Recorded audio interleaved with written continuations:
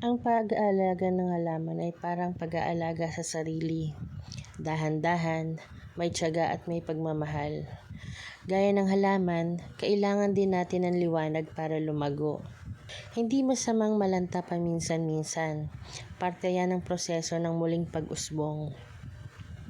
Ang bawat dahon ay may kwento, gaya rin ng bawat araw sa ating buhay.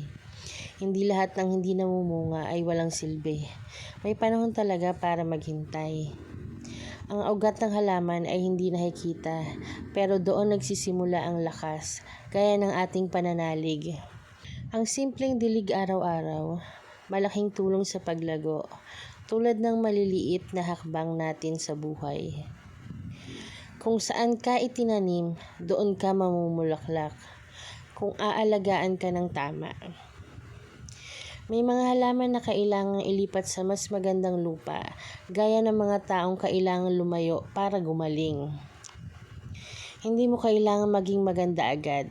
Sapat na ang pagyabong mo sa sarili mong panahon.